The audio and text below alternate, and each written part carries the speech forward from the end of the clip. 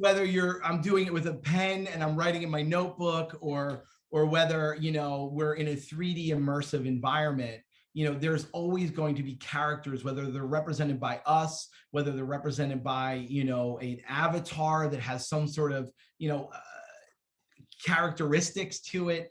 But all of it has to be cohesive, and all of it has to have an engine. And anytime I go into writing a story, or, when Tab and I work together and we're creative together, we always go like, well, what's the why, and what is the engine that we're building, right? And that's whether we're developing something for a cartoon that needs to have like 52 episodes of 11 minutes, or whether it's an hour-and-a-half movie, whether it's, a comic book that's 110 pages, 5 issues.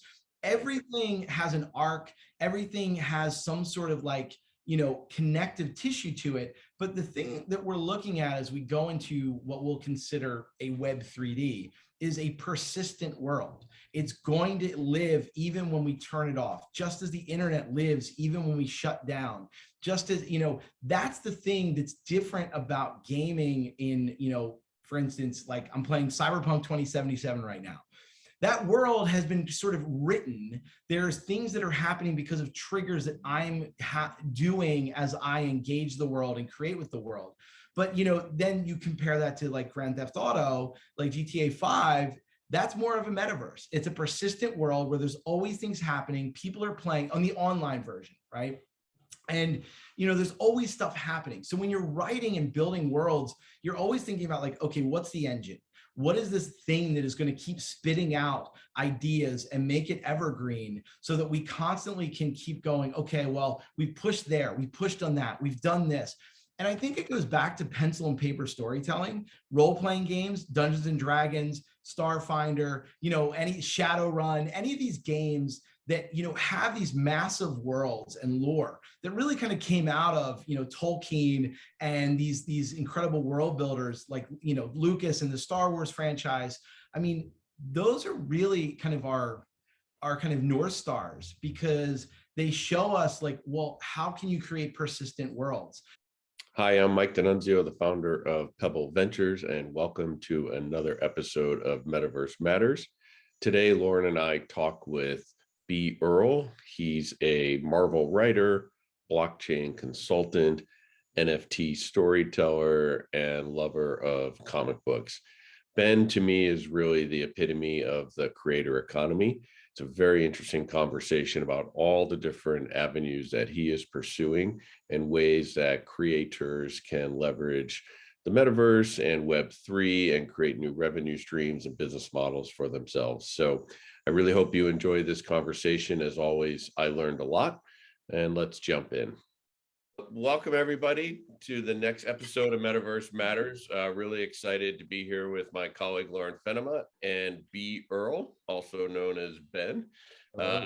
Ben and I met, we both were speaking at the Retail Innovation Conference on actually different Metaverse panels, and we had a chance to get together after with some of the other panelists and just have a really cool conversation about Web3, Web 2.5, the Metaverse, all of these different things. And Ben, for those of you who don't know him, is a Marvel writer. He's an executive producer. He's an NFT world builder. And I love, because we're going to get into this, you're a Web 2.5 consultant, not Web consultant. Yes. So, and you also, as we were just talking, you really represent the creator economy. You are a super creative person. You're into all sorts of different things, both in the real world and the physical world, to now this kind of newer version of the digital world. And so I just think hearing your perspective on how you've been approaching projects, I think it's going to be super exciting. And so welcome, and thank you for coming. Absolutely. Absolutely, Michael. I really appreciate it. And Lauren, great to meet. Likewise. It was really cool. I mean, going to Rice was such a new experience for me, in the sense that, like, coming from the comic book world, like, San Diego Comic-Con, WonderCon, you know, back in the day, Wizard World. Like I was at every one of those conventions, speaking at those conventions. We helped with LA Comic-Con here when the original founders had Kamikaze. So my community, Comic Book Sunday, was very integral in helping, you know, them set up a lot of their relationships and connections here in Los Angeles.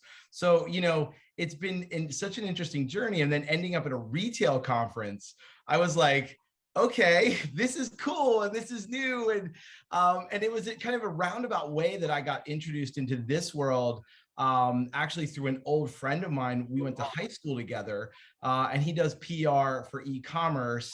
And, you know, he saw what I was doing with one of my NFT projects. It was like, man, he's like, I really love what you're doing and how you're really approaching it in a pragmatic way. You're not super frothy about like how everything is going to when Moon, when Lambo.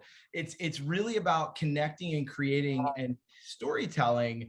And so that started our conversation about like what I like to call Web 2.5, because you know, I'm very much about the fact that like Web 3 is sort of a myth that we are approaching at some point.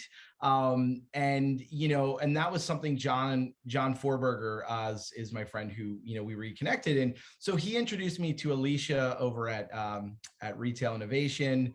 And she was like, man, she's like, we need to get you on a panel. And I was like, I'm down. This sounds super fun. And going to Chicago, awesome. I haven't been there since C2E2, which is another comic book convention. So, you know, it was really fun, and everybody was so great there, and just, you know, meeting folks like yourself. And I love seeing now creative connecting to, you know, this world of retail and tech and commerce. I just think it's so important because I feel like there's just so many siloed conventions and everyone is just so kind of in their own space, and they forget to talk about the folks that are in the other spaces. Sure. And I think things like Rice would do well to have more folks like me from the, you know, comic animation filmmaking world, as well as the comic book space, have more folks from the Rice world and the tech world and that. So I think it's very important these conversations start happening. Yeah, for sure. And I thought it was really interesting. You post a lot on LinkedIn. I find your posts to be really thoughtful and interesting. Thanks. And I do want to kind of jump into this idea of Web3 being a myth. Yeah. And you talk about it really well, you know, almost like there's a solution in search of a problem in some ways. And but at the same time, you say we need myths, we need heroes, we need stories. So as a creator, how do you think about these new technologies, these new channels that are available to you to enhance what you've been doing for, you know, the last 20 years? Well, I'll be honest. I mean, I think they're incredible because I come from tech. Like I started in, you know, my dad was a computer scientist. We grew up with, you know, computers always in the house. What got me into filmmaking was actually working with a web one, right? You know, it wasn't web one, it was the internet, the World Wide Web. I was working with a company that was consulting with Johnson and Johnson, and I was 19, heading up their video production department, figuring out codecs for streaming, connecting to these slideshows that doctors were putting on with this proprietary software. So, you know, for me, it was like tech and creative always have been this marriage that sometimes, you know, for better or worse, there's an imbalance in that marriage.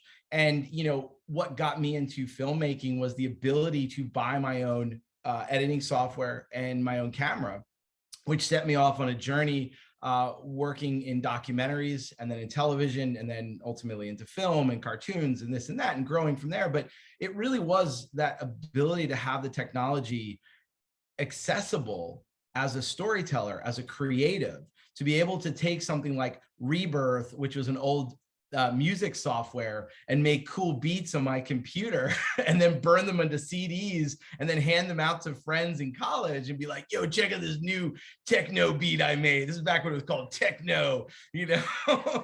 Like, and it was just, you know, it was the fun of being able to like have tools at your fingertips and this freedom to just like think it and then create it. And I think, you know, unfortunately, I feel as we've gone into this like Web 2 and now shifting into what we're calling Web 3, what I think Gavin Wood titled Web3. And I love the show Silicon Valley when Richard Hendricks is like, so I want to invent a new internet. And I'm like, this is what's like, it's like Mike Judge, I really think saw the future. Like he's a time traveler, right? Like 100%. Idiocracy, right? Like Mike Judge, finger on the pulse, that guy knows like the future. So if we need to see like who's our oracle, Mike Judge. But I think that's, to me, it's like technology is so critical in creativity because it allows us to, one, distribution, right? All of a sudden streaming comes along and now we have a new way to take in content and view content. My biggest concern though, and my biggest issue in what we're coming out of this Web 2 version of influencers and algorithms is that it's kind of like the tail wagging the dog, where technology is leading creative and creatives should be leading technology. I mean, it was the best example of like the 1940s filmmaking at the studio system, where you had a filmmaker, director say, oh man, like, wouldn't it be great if we could shoot in this sort of lighting? And then Kodak goes off and goes, we got you a new film stock and here it is. And the film director is like, amazing. Now I can shoot in low lighting and I don't have to be blasting. It's like, and that to me is like where technology should be servicing the artists and the creatives and not the other way around. So, I mean, that's kind of going back to like this, what I call the myth of Web3. It's an idea. It's a hope. It's a hope for a decentralized internet, one where creatives are able to utilize the technology, build together with community, and ultimately distribute in ways that are fairly monetized for those creators. Like, I think that's the big vision and idea, but we're not there yet. And that's this idea of like, well, what is the metaverse? Well, the metaverse is a three-dimensional web where we kind of pull away the screen. We're no longer in web, in video chat, where we're in sort of an environment that we feel like is a simulation of our reality.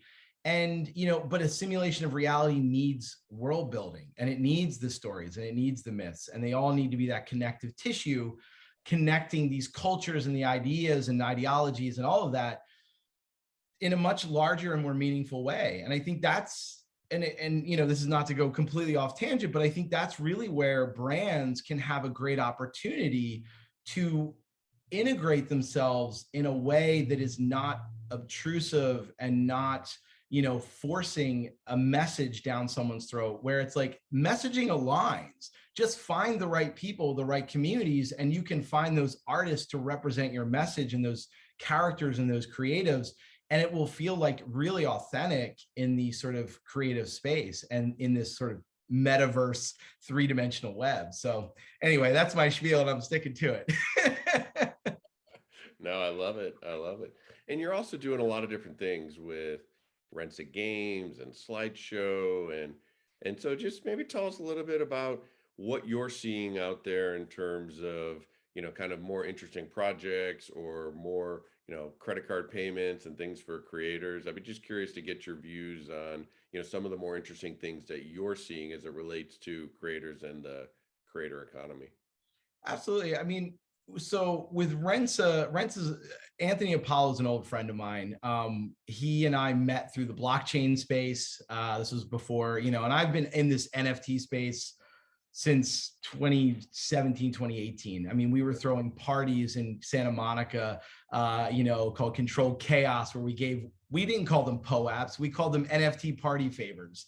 Right? We launched a cryptocurrency. Yeah, this is my old, I have this always sitting here. This is our card, Controlled Chaos, and you would scan the QR on the back and you would get your NFT and we could give you cryptocurrency. And it was, but for me, it was more about this experiment, and so that was Anthony and I connected shortly after that. And he hadn't started Rensa. He had just come out of Consensus, and, both of us being kind of these creative nerds wanting to build worlds and tell stories. I was like, man, we got this project we're going over to Cartoon Network with. He's like, let me help you put a pitch deck together with NFTs and maybe we can make a game. I was like, I know, let's try. But unfortunately, the froth hadn't come up yet with everything now. So no one knew what we were talking about, or So my producing partner Taboo and I have our company called Skyview Way. So that has kind of been my integration tool for all of these different companies I've been, working with. I mean, I do obviously work somewhat independently, but as a creative, I'm a duo with Taboo. As a Marvel writer, as a creative with Cartoon Network. So, these projects, Sideshow, for instance, that you mentioned, they're an incredible company. They're a collectible company. I was always a huge fan of them. Taboo made the introduction to that company, and we started building a project. I don't want to get too deep into it because we're going to reveal it at San Diego Comic-Con. But that's what got me in with Sideshow. And I love physical product. I love collectibles. I love, statues. They're very expensive at Sideshow, but I think one of the interesting things is that as we go into a digital space, there's opportunities to create things that are, a cheaper, and I say that cheaper, not like worse version, but like a more affordable version that you can have as a digital collectible in some way. These are things that we're discussing, with Sideshow for our own project, but also in general, working with Sideshow myself and just having signed on with them to consult in this sort of Web3 digital strategy. I think there's a lot of opportunity for us to kind of identify really amazing creator communities and digital communities and help them come to physical product. Help kind of bridge them into, hey, you've created this amazing, let's say, for instance, our NFT project Chihuahuas, and was like, hey, let's make a really cool Chihuahua statue. And because it's a vibrant community and because the community cares and there's maybe a DAO built around it and, and there's able to be putting funding towards it, and Sideshow can come in and partner and help with all of the steps that I don't know how to make a statue. Right. I don't know, I don't know how to, do all those pieces. And then on top of that, figure out the distribution and all that.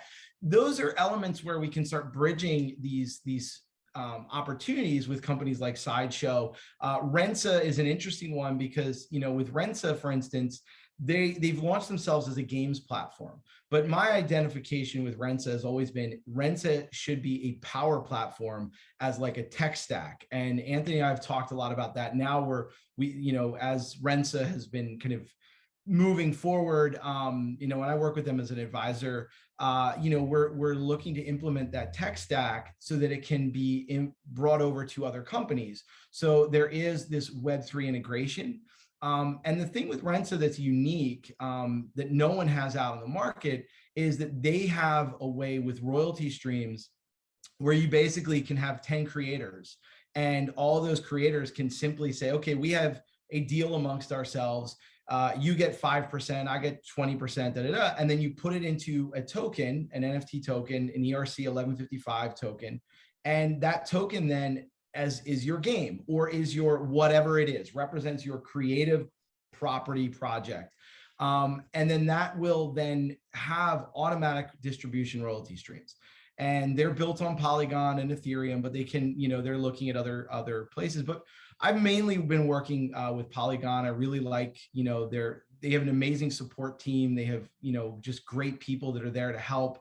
So, kind of the long way of it all, it's like there's many different nodes.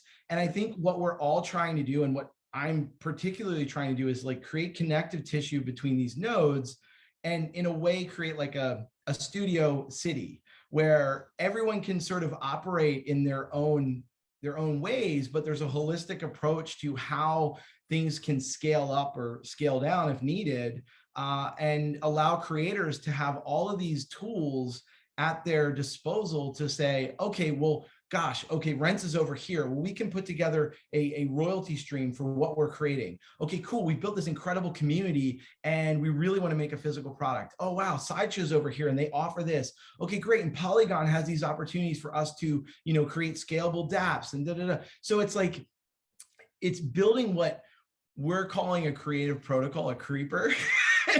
So I've got like this brain trust of friends and different companies, and we're all coming together to build the creeper. So you heard it here first. Amazing branding right there. The creeper. Minecraft, it was Anthony Apollo who named it that. He's like, Minecraft could have creepers, why can't we?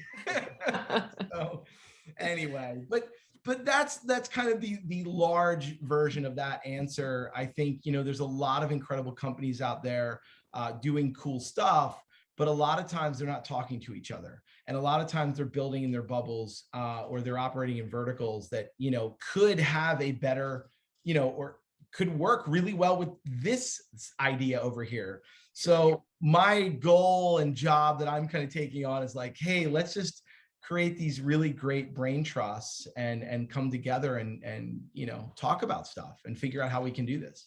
Yeah, it sounds like you're building a cool ecosystem of things. And my mind also, I'm so curious to hear your thoughts on, as you think about world building and characters and heroes, how do you get excited about these new technologies and platforms, to your point, that help make the web 3D? And are you curious about how to build in those spaces and actually bring that to life in a more immersive way?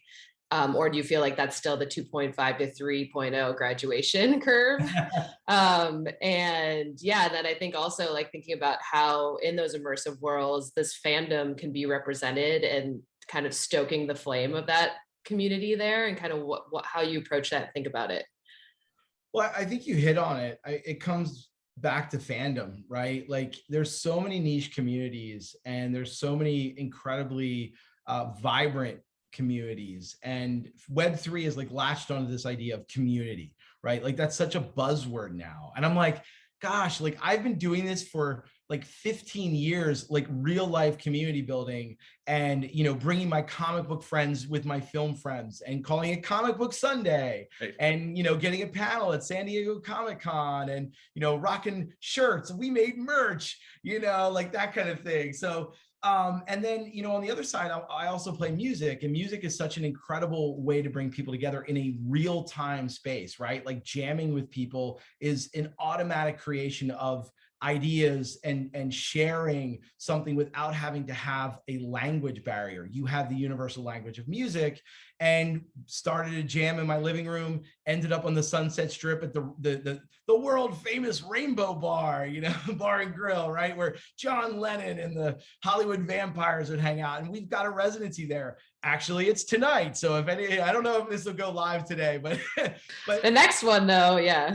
The first Thursday of every month, we are at the Rainbow Bar and Grill. It's an incredible, diverse musical group of people, and it's open. Like people get up and they just come in from the audience and they jam and they create and they play. And we've had people from all over the world that are just in town visiting and going, well, I just saw a show at the Whiskey and I walked down to the Rainbow and oh my God, there's people playing here. And oh, now I picked up a guitar and I'm playing on the Sunset Strip. What? Like that sort of incredible feeling of connecting to a much larger story, right? The Rainbow has an incredible story connected to it. It's a real world space that, where Ozzy Osbourne, still Post Malone, still like I saw Post Malone out in the parking lot a couple jams. It's like these are these opportunities where, people can come together.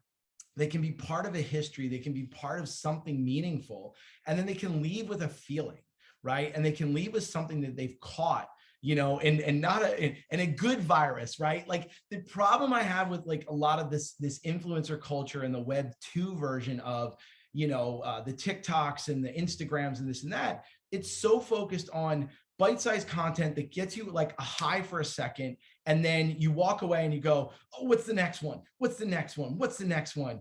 And, we've been seeing this since, MTV generation. I mean, that's my generation, right? I mean, Same. grew up, right? Like I'm an 80s baby. I was born in 1980. I'm that tag end of the Gen Xers. And as TRL and all the things. right. Yeah. Well, my friend TRL, it's funny you say that. So one of our members of our Jam Nation is Ananda Lewis, who was on that whole world of MTV and BET. And she and I met, randomly. And here's someone who, she's the epitome of like what the Jam Nation, our community is all about, where she had always wanted to be a music and singing and doing, performing, but was a host and was always in that space. And, ended up coming to the living room jams, ended up then kind of graduating up into like oh wow, like, okay, cool, we're at the rainbow, and slowly now she's like the lead, she's like the Yeah. mom of the crew, and she's like singing, and it's like incredible watching those journeys, because journeys take time. And Hmm. that's the big thing of storytelling, and that's the big thing that I think we're going to end up seeing in this sort of metaverse web 3, because you can't have bite-sized content that is going to feel this viral memic moment. You're going to be Right. immersed in a world and going, okay, no, like, what's the meaning here? Why am I here? And so, like, I know that's like a long kind of full version answer, but it really does come back to community, and it's not about viral moments. It's about a feeling that you get from connecting and creating together and going out and bringing that to the world. And when you think about how to tell that story, let's say for one of your characters, or a journey that you love, are you typically like looking to a team to help to obviously build out those 3D spaces and like collaborate together, and thinking about, is there a series of like priorities that you think about to bring that authenticity, another buzzword, but like Yeah, to yeah. bring that story to life in these 3D spaces? Is there kind of like a method to the madness, or does it depend on the group that you're with to actually create some of these worlds and think through how they could how they could emerge in these new spaces? Well, what's really cool about that, look, storytelling is storytelling is storytelling, right? Like, Totally, yeah. whether I'm doing it with a pen and I'm writing in my notebook, or whether, we're in a 3D immersive environment, there's always going to be characters, whether they're represented by us, whether they're represented by, an avatar that has some sort of, characteristics to it. But all of it has to be cohesive, and all of it has to have an engine. And anytime I go into writing a story, or, when Tab and I work together and we're creative together, we always go like, well, what's the why, and what is the engine that we're building, right? And that's whether we're developing something for a cartoon that needs to have like 52 episodes of 11 minutes, or whether it's an hour and a half movie, whether it's, a comic book that's 110 pages, 5 issues. Everything has an arc. Everything has some sort of like, connective tissue to it. But the thing that we're looking at as we go into what we'll consider a web 3D is a persistent world. It's going to live even when we turn it off, just as the internet lives even when we shut down. Just as, that's the thing that's different about gaming in, for instance, like I'm playing Cyberpunk 2077 right now. That world has been sort of written. There's things that are happening because of triggers that I'm doing as I engage the world and create with the world. But, then you compare that to like Grand Theft Auto, like GTA 5, that's more of a metaverse. It's a persistent world where there's always things happening. People are playing on the online version, right? And, there's always stuff happening. So when you're writing and building worlds, you're always thinking about like, okay, what's the engine? What is this thing that is going to keep spitting out ideas and make it evergreen, so that we constantly can keep going, okay, well, we pushed there, we pushed on that, we've done this. And I think it goes back to pencil and paper storytelling, role-playing games, Dungeons and Dragons, Starfinder, any Shadowrun, any of these games that, have these massive worlds and lore that really kind of came out of, Tolkien and these incredible world builders like, Lucas and the Star Wars franchise. I mean, those are really kind of our kind of North Stars, because they show us like, well, how can you create persistent worlds? And ultimately, the persistent worlds right now are being created by a group of professionals and people that understand how these worlds build, how these engines connect, how these, systems all work together. But my hope and vision is that as creatives, as a collective, as humans, as storytellers, as producers of our own kind of content, as we walk through our real world, why can't we do that in a digital world?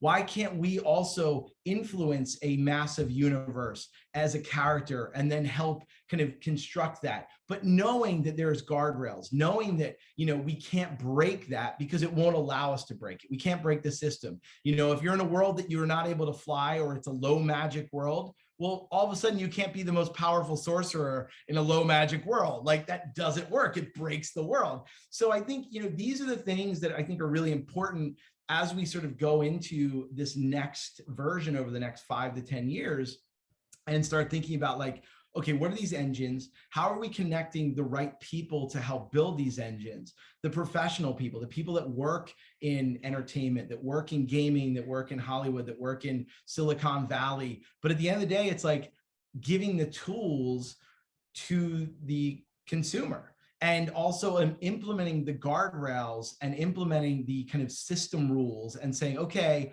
we're playing Dungeons and Dragons. You have a D20. This is, like, this is how it works. You need to roll a difficulty check if you're going to do this. Whatever it is, like, those rule sets need to be in place, whatever system we're going to engage in.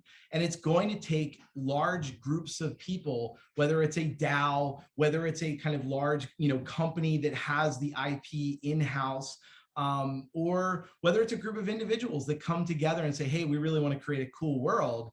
And then we're going to give the keys over to the, the community, which is kind of what we're seeing a bit with NFTs, which is what a lot of our experimentation with the Chihuahuas project has been, kind of playing with that, getting the community involved. It's challenging. I mean, we've been running that project since October, November, and, Discord is not the greatest tool. Like, it's a great tool for what it is, right? But it wasn't built for what everyone's using it for in the ways that they are, and I do say that it's kind of like, it's the bones, I guess you could say, of what we need to build on. Maybe Discord will evolve and grow into something that will have the utility we need, or maybe it will be left behind and something better will come along that will have the stuff that we need to do this.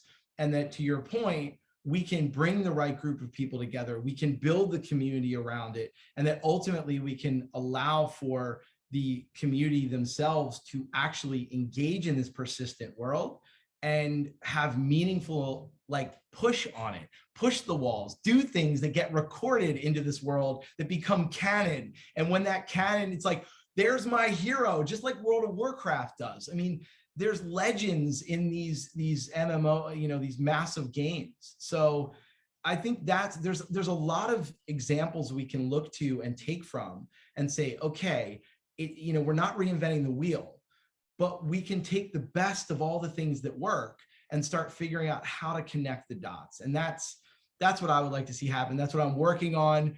I think I'm sure there's other folks that are doing, the same. I want to keep connecting with all these great minds out there, that are envisioning this, because, no one's an expert in this. Anyone that tells you they're an expert in NFTs and Web3 and the metaverse, how? Like, my grandfather was an expert in economics because he was a professor of economics at Temple University. But even so, like, there's so much still to learn and grow. And, there's a lot of smart people. And I think we can learn from experts in their fields and then take that information and start helping grow this big idea.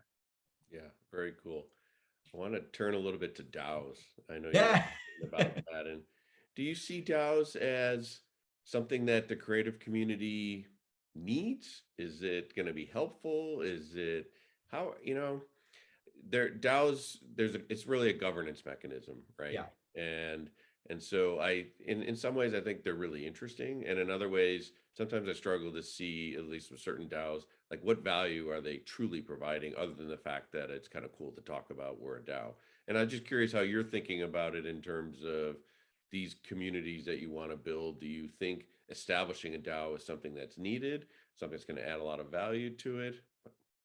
Well, it kind of goes back to your thing of, like, there's a solution looking for a problem. Which I was like, is Web3, like this hammer searching out a nail? Right. Like, there's a lot of really cool tech, right? But again, it's this: is the tech the creative, is the tech the tail wagging the creative dog? Sure. Is it something that is like, we don't need that for this problem or this, challenge or whatever we're coming up against, right?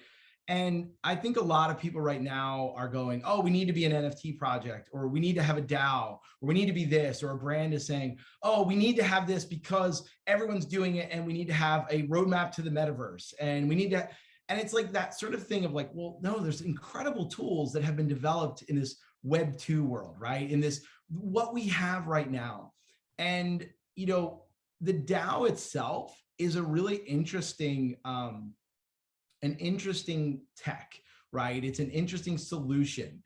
And I think there's been a lot of really fun explorations with it, like the Constitution DAO, which was a big, got a lot of big press. They didn't end up buying the Constitution. I think they were short. Anthony was a part of that. Turns out their coin actually went up. I don't know where it is right now with the market, but anyway, the point is like, does it serve the purpose that it's setting out to solve, right? The challenge or problem. I think DAOs could be really interesting if you have, let's say, 5 different companies, and each company provides a really integral service to something that needs to get done. But you don't want to go off and create a brand new company. You don't want to go off and make a new corporation, have to file all the taxes and do this and do that. And, whereas if you were to create a DAO and say, okay, we're creating a mechanized board system. It is augmented by, the technology. We will create a token governance, and it will be a voting system that will allow us to, achieve what we need to achieve based on the skill sets that we're bringing to the table. I think there's something interesting there. I think that, when you start looking at like a 10,000 person DAO to buy the Constitution, that's cool. It's one thing that they're going out to set and to do, right? But if there was something like, let's just say, hey, we're going to build this, and there's 5 companies that do it, different things really well, and we have this big vision we want to build, but we don't want to create something brand new. I think a DAO could be interesting. I think, where there maybe is a brand that is like, hey, we need this done, and there's these 3 different companies that can do it, and they're going to be along the road for this large, kind of roadmap project that is going to require a lot of milestones to accomplish. I think a DAO could be a really interesting way to explore that. So that's kind of my opinion. I have yet to see that.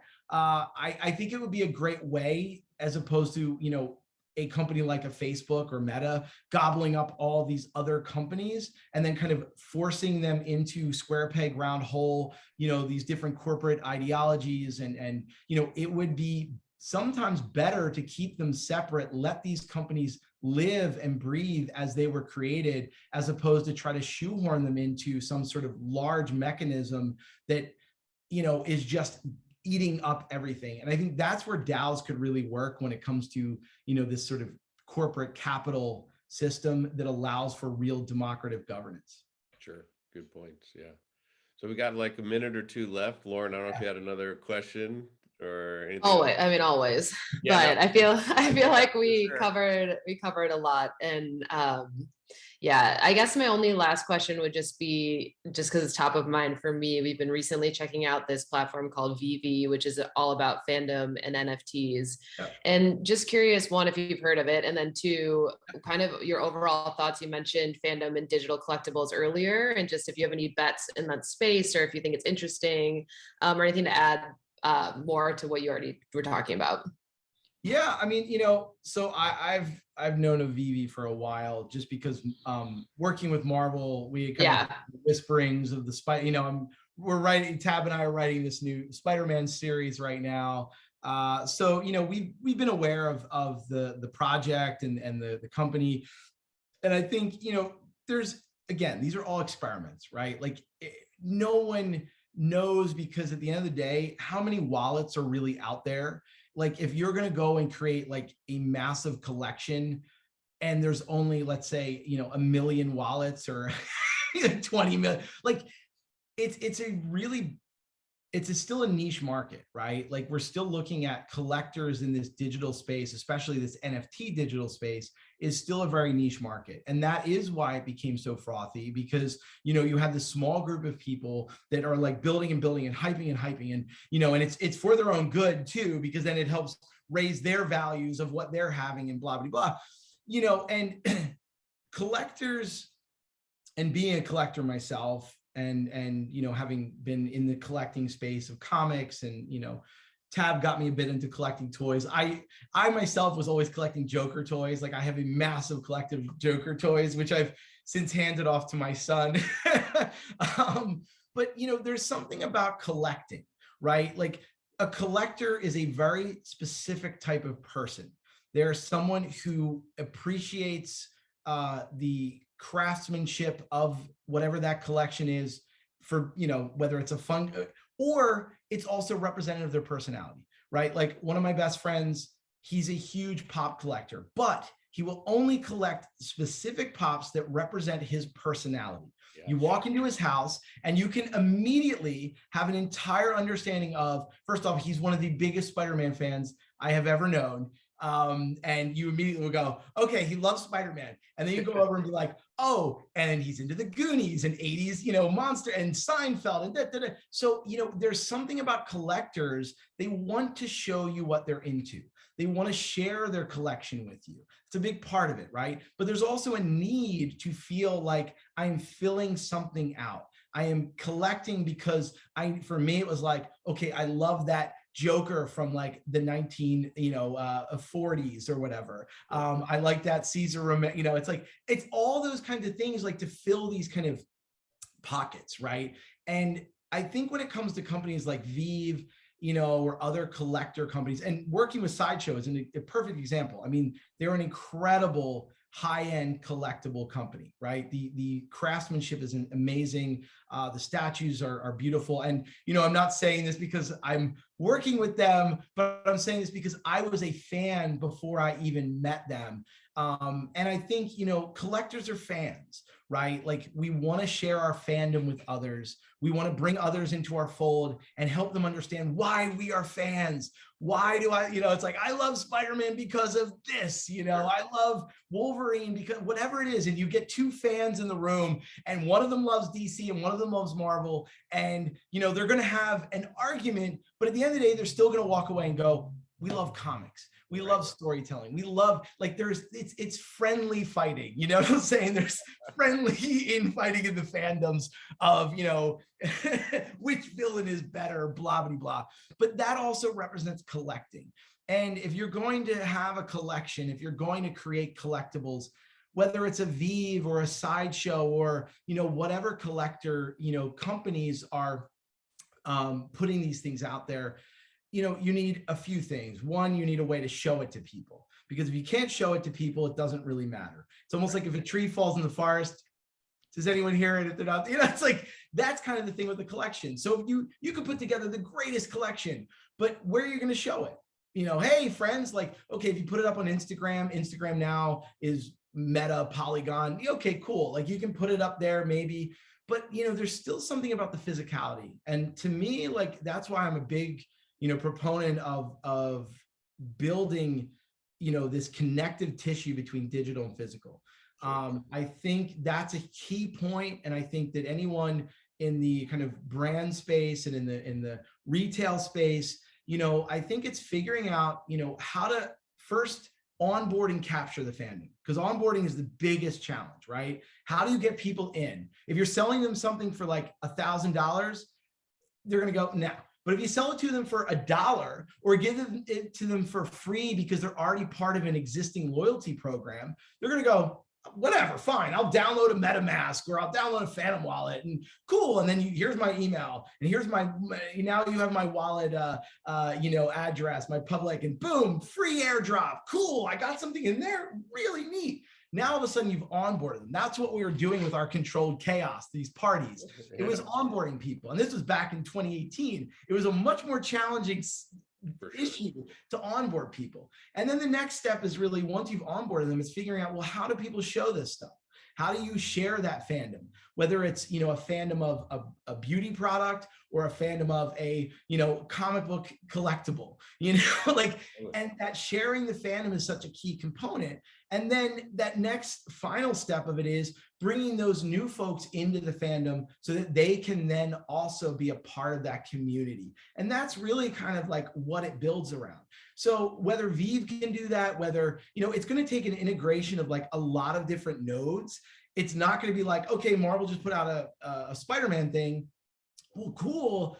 Who's got it?